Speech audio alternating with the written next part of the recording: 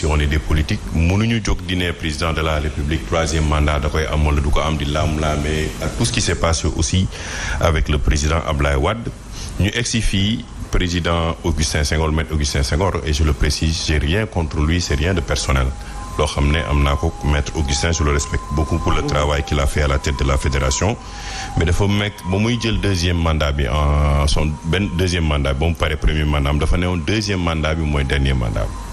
bu ñu demee ba jusqu'au bout mu wëlbatiwaat boo xam ne troisième mandat lay laaj et dernier et définitif, et comme on dit en football le VAR bi mu ngi fi. mooy c'est-à-dire que foo dugg ci vidéo bi moom waxal na ko boppam que ça c'est définitif, mooy sama dernier mandat bu ñu ma ko joxee ci lay terminer. Donc naturellement on s'attendait à ce que mu cède place bi fédération bi continue liggéeyam, que Mbaye Diouf Dia, que Madi Touré, Saër Seck ku ci jël pour ñun c'est la procédure démocratique na continuer. Mais à notre grande surprise à un moment donné ñu gis ne dafa am benn consensus autour de quoi, de Maître Senghor bi nga xam ne à la tête de la fédération exceptionnellement au Sénégal kenn defu fi 12 ans, mun nañu ne presque 13 ans ou 14 ans, parce que bu ñu fàtte ne ki ko jiitu Mbaye Ndoye il n'a fait que 3 ans. Fakhri 2005 2003 2008 il n'a fait 2003 2005 il n'a fait que 3 ans. Il y avait Souris presque 2 ans et Omar Seck avant lui. Donc exceptionnellement lu mu am ci mandat kenn amu ko à la tête d'une fédération. C'est vrai que les mandats sont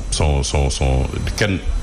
limité wu ko, mais kaddu dafa am doole. c'est loolu la ñuy wax ci président de la République ci ay kàddoom na koy respecté, mais moom ba mu ko waxee ba mu génn bu ko waxul woon du ñu fi fekk. Mais consensus tamit day fekk ne crise dafa am à la tête de la fédération. Amul crise, dañuy jëm ci fin wu mandat ñu war ko renouveler,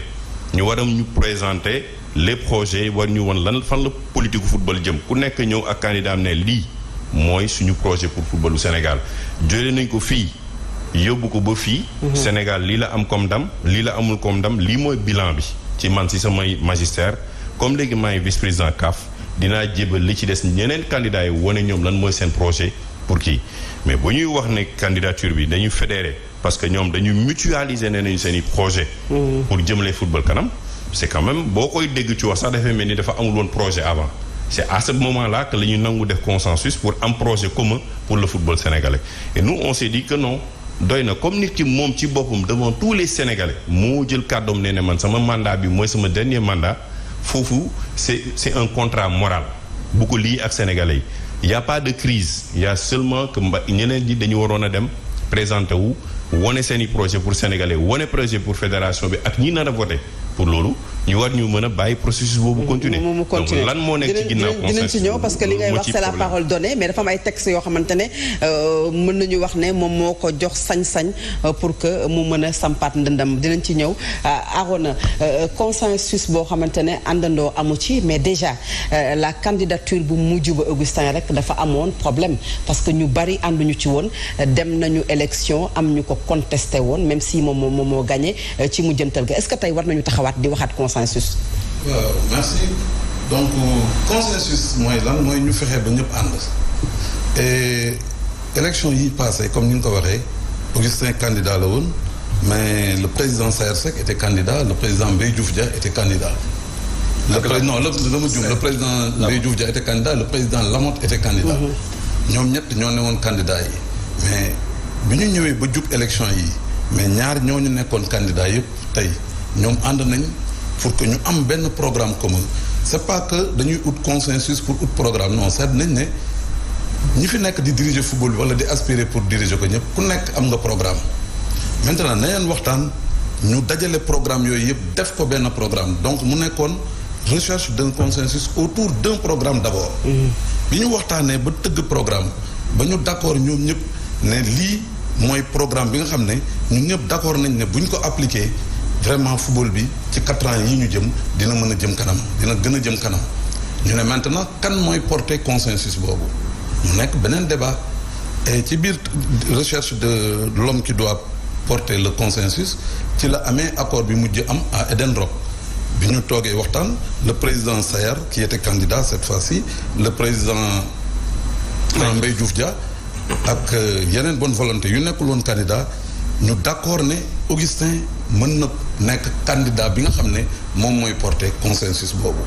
donc le président Madi avait dit que nañ ko may ba le 30 moom si boppam sax confirmé na waat loolu mais si le président Madi ne retire pas sa candidature mais il va c'est clair que les gens vont aller à des élections je pense que consensus fi mu ne nii nañ nekk ci recherche consensus et man toujours argument bi may joxe ci consensus bi mooy argument bi président Lamotte joxe depuis ñu commencé ba léegi lenn moo fi amoon bu élection jotee dafay am candidat ay candidat bu ñu voté ba pare ñi gagné gérer ñeneen ñi dem jàkkaarloo wala même bu ñu jàkkaarloo woon génn ci football bi alors que c'est des personnalités utiles au football bon ñu ne bu ñu defee consensus bi kenn mooy jiitu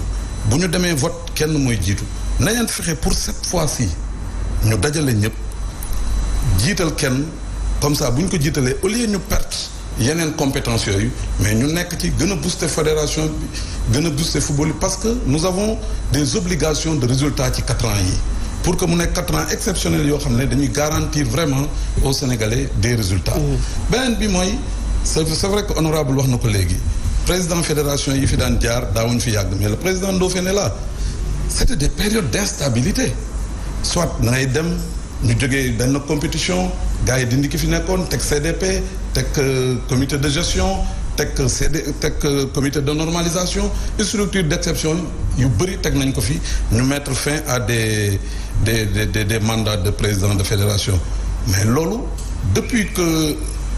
ñu réformer les textes dugg ci benn yoon bu bees am nañ stabilité ci football bi stabilité boobu nag moom lañ bëgg a continuer c'est vrai que amul benn menace buy planer à l'horizon sauf que les gens jàpp nañ ne 4 ans yi ci kanam nous devons obligatoirement présenter aux Sénégalais des résultats et pour que ñu présenter leen des résultats il faut que tout le monde soit ensemble voilà loolu moom mooy vraiment moom nga jàpp mais à Ndofène pourquoi ñu yegg ci vouloir peut-être coûte que coûte un consensus bu fekkee ne wax nañu ko 12 ans ou même 14 ans qu'Augustin Senghor mi ngi ci bopp fédération sénégalaise de football et que bu ñuy wax trophée continental Sénégal amu ko li sénégalais lambda bi di gis lu ci bari Sénégal dafay am jafe-jafe bu ci wàllu football est-ce que wax nañu yegg tey foo xamante ne coûte que coûte rek il faut consensus pour ñu jàpp ne moom moo mën a tax ñu am ay résultats yu baax. jërëjëf maa ngi feddali sama njaal sunu mag ñi nga xam dañoo làqu fan yi mu Youssou Ndiaye di Lamine Ba di grand Sunkaro bi mujj nelaw di leen ñaanal yàlla xaaral leen àjjana li ma takk mooy en tout cas les acteurs du football ont appris de leurs erreurs li doon xew du ma revenir ci processus bi tout ça li doon xew Sénégal mooy dañuy dem campagne bi ñu ñëwee ñu dàq ñoom ñu seet ni dàqe bu bëri bi ak defaraat bi amu ci benn njariñ comme ni nga ko waxee léegi ñoom Mbaye Ndoye dañ dem campagne ñëw dellu suñu dàq leen on est allé en comité de normalisation dem fédération sénégalaise de football am na ay bonne volonté yoo xam ni ñoom ñëpp ñoo ñëwoon jàpp ci El Hadj Malick Sy Souris Diagna Lamine Diack ñëpp ñu groupe def comité de normalisation bi ñu paree comité de normalisation ñu monté fédération sénégalaise de football le premier mandat de la fédération sénégalaise de football c'est un mandat pour rien bu ñu fàtteen ci lañ dem Bata ci la ñu toj stade de l'amitié ñu commencé exiler ñu footballatuñu Sénégal amatuñu terrain bu ñu footballee ñu nekk SDF mandat boobu c'est un mandat pour rien ñu jóge ci ñu am on a eu l'accident du stade Demba Diop c'est-à-dire ñun les acteurs du football il faut ñu nangu ni ñun dañu tooñ nul ne peut se prévaloir de ses propres turpitudes xam nga ñoo ngi jooytu naan amuñu terrain amuñu nangam et cetera mais nañ nangu d'abord ñun li nga xam ni ñoo ko def ba situation boobu am bi ñu demee premier deuxième mandat à partir du troisième mandat enfin la mer était calme parce que li ñuy waxante dëgg mooy le football sénégalais commence à sortir la tête de l'eau lii mooy dëgg parce que boo seetee en petite catégorie kenn ñemeetu la wax football lu àddina te tudduñu football donc bu ñu la déggee 2 premiers mandats yëpp ay mandats essai wala mandat échec la c'est des mandats defal ndànk rek xaaral ma wax la rek Augustin mi ngi toog laaj 3e ba war a laaj 4e xaaral ma wax la rek ñaari mandat yu jëkk yi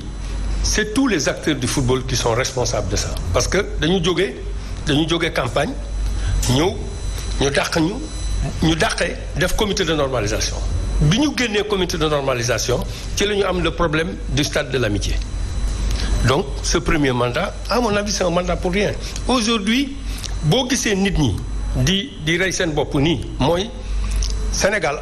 amatuñu champion, c'est-à-dire nul n'est prophète chez soi. Gis nga bu njëkk ñoom grand yi ngay tudd nii ay Youssou Ndiaye ay Mbow ay Moussa Touré et cetera. Le Sénégal a géré l'Afrique et le monde mais léegi nii ñun bëggatuñ champion.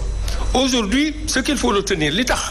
nit ñi gën ne nañu bàyyi Augustin mu dem parce que Augustin est aujourd'hui premier vice-président de la Confédération africaine de football. Il est président de commission au niveau de la FIFA. Dans 2 ans c'est le renouvellement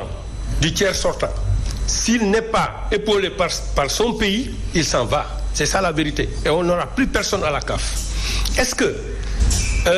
parce que... Donc à vous entendre, c'est pour préserver ce poste... Non, entre autres. Mais li ma bëgg a jàpp mooy... xaaral li ma bëgg a jàpp mooy... tollootuñu foofu léegi. Parce que ay affaire au consensus, pratiquement, comme disait l'autre, même si je ne suis pas d'accord avec toi, avec ce que tu vas dire, je vais me battre pour que tu puisses le dire. Madi, ni ñuy waxee nii fi mu ne mooy ne il est candidat. Il a donné rendez-vous le 30. On va aller aux élections. Comme noonu la demee kay léegi wax ji tëgg bi jeex na parce que moi je suis de l'école du Jaraaf. Pendant la construction de la décision ku mu neex nga wax loolu neex mais bu ñu xasee jël décision bi ça engage tout le monde. Je fais partie de l'association des internationaux du Sénégal. Notre président nous représente dans le consensus. Donc je ne peux pas moi ne pas être d'accord avec le consensus. Ce que je pense maintenant, c'est que si Madi a le droit, et puis c'est le Sénégal, Madi a le droit aujourd'hui de dire je vais en campagne comme il est en train de le faire. Augustin est en campagne. ñoom ñaar nañ dem élection bu ñu demee élection ku gagné ñu xam ni kooku moo gagné et puis le monde continue. Lamine alors instant bi ñuy wax ni Madi mi ngi campagne.